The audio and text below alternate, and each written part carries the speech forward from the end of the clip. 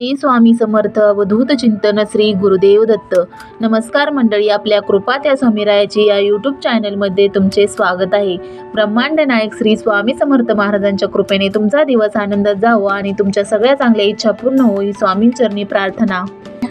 स्वामी भक्तांनो, रथसप्तमी म्हणजे काय? रथसप्तमीच्या दिवशी सूर्यपूजन का केले जाते किंवा ते कशासाठी केले जाते, तसेच या दिवशी दूध उतू का घालवतात, या सर्व प्रश्नांची उत्तरे या व्हिडिओमध्ये दिली गेली आहेत. त्यामुळे व्हिडिओ स्किप न करता शेवटपर्यंत पहा आणि चॅनलवर जर नवीन असाल तर सबस्क्राईब करा. चला तर मग जास्त वेळ न घालवता व्हिडिओला सुरुवात करूया. रथसप्तमी हा आदिती आणि कश्यप यांचा पुत्र सूर्य यांचा जन्मदिवस मानला जातो. या दिवशी सूर्यपूजन केले जाते. तसेच पौष महिन्यामध्ये दर रविवारी सूर्यनारायणाचे व्रत केले जाते. धार्मिक शास्त्रात सूर्यपूजनाला खूप महत्त्व आहे. प्रथम सूर्यपूजन का केले जाते, रथसप्तमी का साजरी केली जाते ते पाहू. माघ शुद्ध सप्तमीला रथसप्तमी साजरी केली जाते. या दिवशी महर्षी कश्यप आणि देवी आदिती यांच्या पोटी सूर्याचा जन्म झाला होता. या दिवशी जन्म झाल्यामुळे रथसप्तमीचे महत्त्व सूर्यदेवाच्या दर्शनाला आहे. या दिवशी सूर्यदेव 7 घोड्यांच्या रथावर स्वार होऊन प्रगट झाले होते. म्हणून ही सप्तमी तिथी रथसप्तमी म्हणून ओळखली जाते. यावर्षी शुक्रवार दिनांक 16 फेब्रुवारी 2024 रोजी रथसप्तमी साजरी केली जाणार आहे. सूर्याबद्दल कृतज्ञता व्यक्त करण्याचा हा दिवस असतो. रथसप्तमी माघ महिन्यातील शुद्ध सप्तमीला सूर्याचे पूजन करण्याचे महत्त्व आहे. या दिवशी आपण सूर्याची मनोभावे पूजा केली तर आपल्याला निरोगी आणि चांगले आरोग्य प्राप्त होते, कीर्ती मिळते, मुलांचे शिक्षण, आरोग्य, नोकरीमध्ये कोणत्याही प्रकारचा अडथळा राहत नाही. मुलगा आणि वडील यांच्यामध्ये गोड नाते निर्माण होते. तसेच मानसिक रोग दूर होतात. म्हणून आपल्याला ही रथसप्तमी साजरी करायची आहे. या व्हिडिओमध्ये आपण पाहू की आपल्याला या दिवशी नक्की काय काय करायचे आहे. रथसप्तमीच्या दिवशी स्त्रियांनी लवकर उठावे.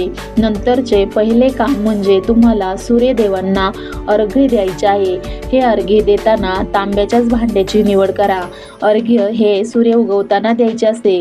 पण जर काही कारणास्तव उशीर झाला तर सकाळच्या 9 वाजण्याच्या आतमध्ये तुम्हाला हे अर्घ्य द्यायचे आहे. अर्घ्य देताना त्या पाण्यामध्ये फूल, पाणी, हळदी कुंकू, पांढरे तीळ, अक्षदा घ्याव्या. अर्घ्य देताना सूर्याकडे बघत बघत किंवा त्या पाण्याकडे बघत बघत, तुम्हाला पुरुष असतील तर ओम सूर्याय नमः किंवा स्त्रिया असतील तर ओम भ्रूनी सूर्याय नमः असा मंत्र म्हणत म्हणत अर्घ्य द्यायचे आहे. अर्घ्य दिलेले पाणी ओलांडायचे नसते किंवा आपल्या पायावरही पडू द्यायचे नसते. त्यामुळे तुम्ही एखाद्या झाडाच्या कुंडीत किंवा एखाद्या भांड्यात अर्घ्य द्यायचे आहे. अर्घ्य देताना सूर्याची 12 नावे देखील घ्यायची आहेत. ओम मित्राय नमः, ओम रवये नमः, ओम सूर्याय नमः, ओम भानवे नमः, ओम खगाय नमः, ओम पुष्णे नमः, ओम हिरण्यगर्भाय नमः, ओम मरीचे नमः, ओम आदित्याय नमः, ओम सावित्रे नमः, ओम अर्काय नमः, ओम भास्कराय नमः.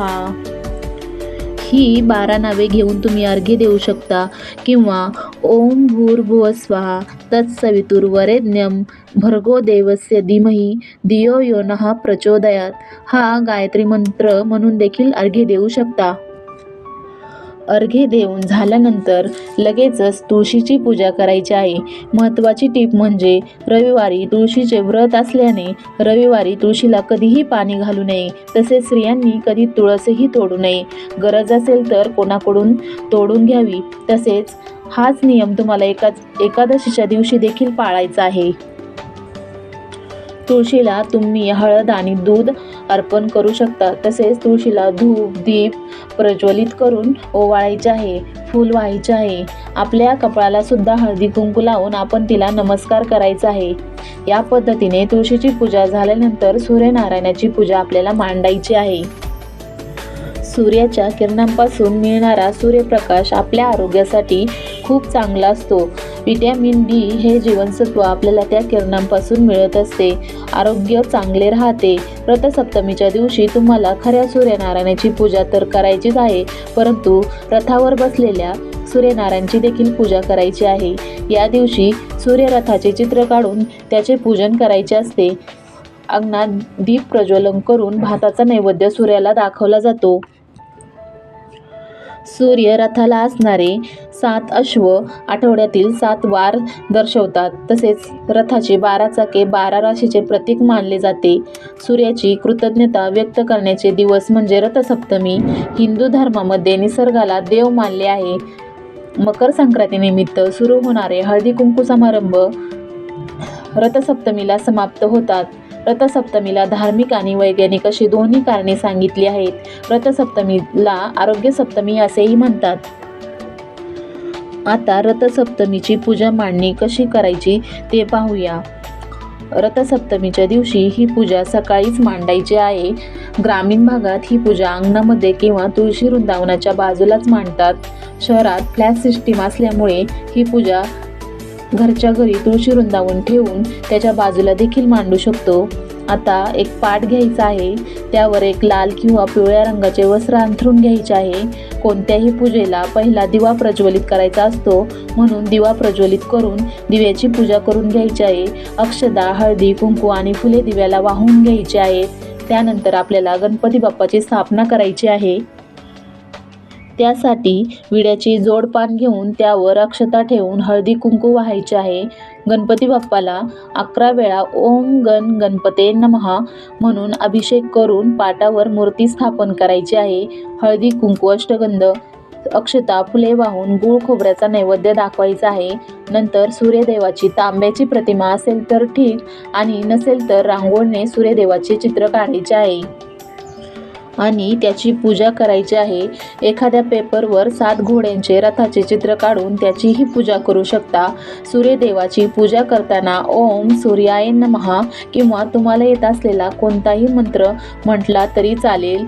त्यानंतर वाट्यांमध्ये 7 प्रकारचे धान्य घेऊन पाटावर मांडायचे आहे. ते तुम्ही कोणत्याही प्रकारचे घेऊ शकता, परंतु महत्त्वाचं म्हणजे या धान्यामध्ये तीळ आवर्जून ठेवा, कारण या महिन्यामध्ये तिळाला खूप महत्त्व आहे. मांडलेल्या धान्यांच्या वाट्यावर हळदी कुंकू फुले वाहून त्याची पूजा करायची आहे. तसेच रथ काढायचा आहे आणि त्याची पूजा करायची आहे. सूर्यदेवाची पूजा केल्याने घरातील अडचणी, आजारपण दूर होतात. तसेच आधी सांगितल्याप्रमाणे आरोग्य चांगले राहते. सूर्य स्वप्रकाश आहे. इतर सगळे ग्रह सूर्यापासून प्रकाश घेतात. सूर्य ग्रहाचा राजा असून त्याचे स्थान ग्रहामध्ये सर्वात वरचे आहे. तसेच महत्त्वाचे म्हणजे सकाळी लवकर उठून दूध उतू जाऊ द्यायचे आहे, म्हणजेच दूध अग्निदेवाला अर्पण करायचे आहे. त्यासाठी सर्वप्रथम गॅसची पूजा करायची आहे.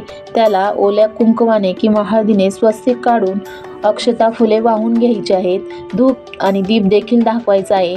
त्यासाठी तुम्ही सुगड किंवा तुमच्याकडे असलेले कोणतेही मातीचे भांडे घ्या आणि त्याला हळदीचे लेपन करा. त्याला हळदी कुंकू लावून घ्या.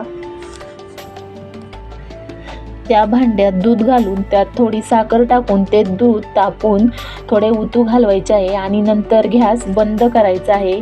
तेच दूध सूर्यनारायणांना नैवेद्य म्हणून दाखवायचं आहे. इतर दिवशी दूध उतू गेले तर आपण हळहळ करतो, परंतु रथसप्तमीच्या दिवशी मुद्दाम दूध उतू घालवायचे आहे.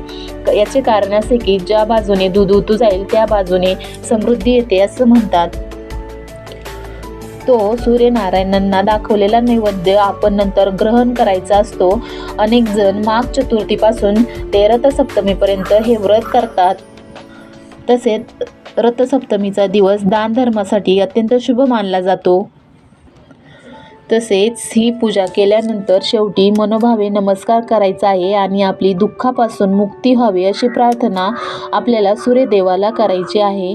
या दिवशी आपल्याला सूर्यनमस्कार घालायचे आहेत. या दिवशी तुम्ही आदित्य हृदय स्तोत्रम, सूर्याष्टकम, सूर्यकवचम यापैकी कोणतेही एक स्तोत्र तुम्ही म्हणू शकता किंवा ऐकू शकता. सूर्याला अर्घ्य दिल्याने अंधाराचा नाश होतो. जग उजळून टाकण्याची शक्ती सूर्याला प्राप्त झाली आहे. सर्वात तेजस्वी, सामर्थ्यवान, बुद्धिवान, युक्तिवान आणि सर्वज्ञ अशी सूर्याची ओळख आहे. तो संपूर्ण ब्रह्मांडाचा नियंत्रक आहे. सूर्याचा उत्तरायण प्रवास आणि त्याच्या रथाचे 7 घोडे असा संदर्भ रथसप्तमीला आहे. असे या सूर्यदेवाचे महत्त्व आहे. अशी या सूर्यदेवाची आपण जर सेवा केली तर आपल्याही जीवनातील अंधार नष्ट होऊन आपले जीवनही प्रकाशमय होऊन जाते.